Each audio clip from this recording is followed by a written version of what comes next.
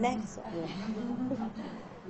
So I'm going to pick up a particular theme that Hitesh brought up, which was the link between language and personal identity, and just talk about a couple of really general questions that come up when we think of how language conveys identity. So I'll talk about three questions. Does sharing a language mean sharing an identity?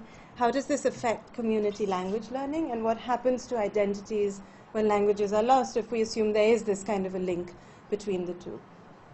The examples I'll give, I'm not really going to give you analysis, I'm just going to give you examples from the content of interviews that I've conducted in West London among British Asians. So we all know that language can be a vehicle for identity. In many cases, it's the primary vehicle for identity when you look at how people discriminate based on accent and so on. And this is true for community language use as well. So these are two short quotes from young British Asian boys in my data. The first one says, when I'm with my Punjabi peers who are in the same situation as me, we'll mix it up. We'll speak mainly English, and every now and then a word or two in Punjabi will come in, but we intend that to happen. It's intentional.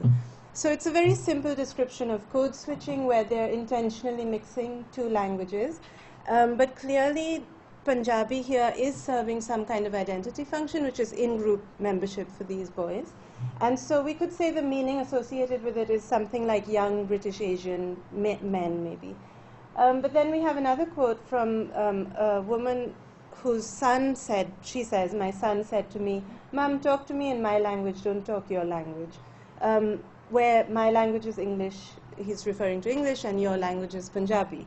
So again, Punjabi is being linked to identity, but here it's signaling out-group membership, where Punjabi is pretty much non-Britishness. It's the reverse meaning of the first one.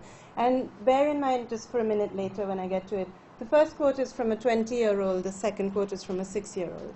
So we see that identity is linking to language, but it's not linking the same way. It can even have the reverse association. So does sharing a language mean sharing an identity? In practice, no. Language doesn't mean a single fixed identity.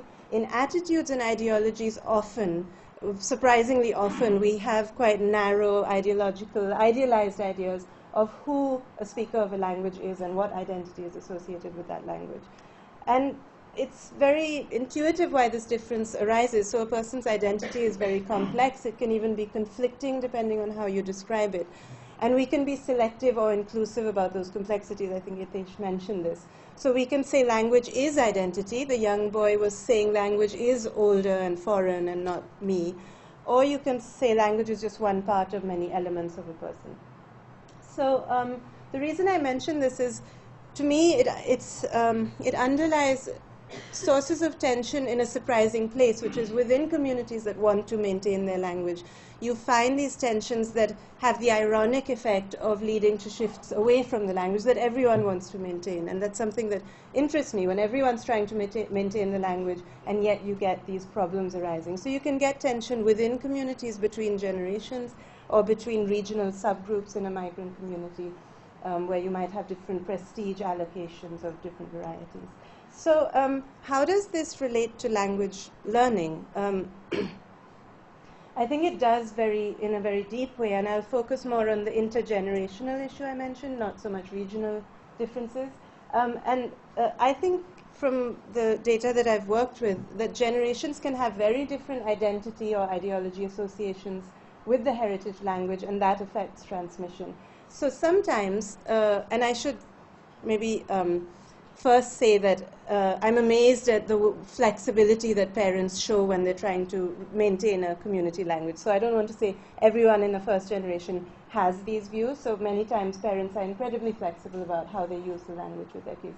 But sometimes you see an ideology in the first generation of a concern with retaining a correct prestige, standard, or original variety, and a real concern about the loss of that familiar system, and a real fear of popular, hybridized, vernacular, or mixed usage in the child.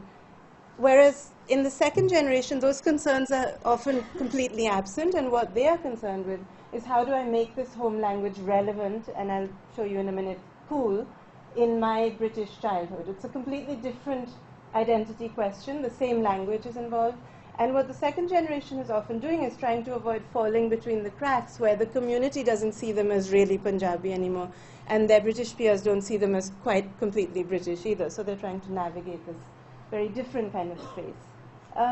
And I think it helps when we talk about this question of transmission and how identity and identification with heritage languages work, to bear in mind that childhood is quite structured in terms of how identity develops. So in early childhood, you have a focus on parents, and I think lots of communities have realized this and lay foundations of the heritage language then, which I think is excellent. So often you learn the language before you go to school, before you have an opinion about it, basically. So you're quite oriented to your parents. Around puberty and adolescence, you see this expansion of the child's social world into their peer world. It doesn't have to be a conflict with the parents, but it is a very hard problem that we've all been through, deciding who you are, and especially for a child of an immigrant, where their parents' experiences don't really help them. They're such different childhoods.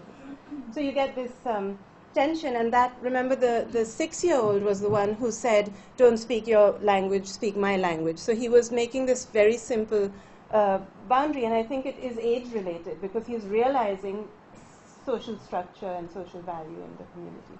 And then I found that in early adulthood, you see a return of interest in the heritage culture, recognition of a kind of coming back, having tried a hip-hop identity and all these different things. These, especially boys that I talk to, come back to their heritage language. And so you remember the 20-year-old was the one who said, we mix it up, it's our way, we have a bit of Punjabi. So I'll just, do I have a minute? I'll just give you a minute, okay.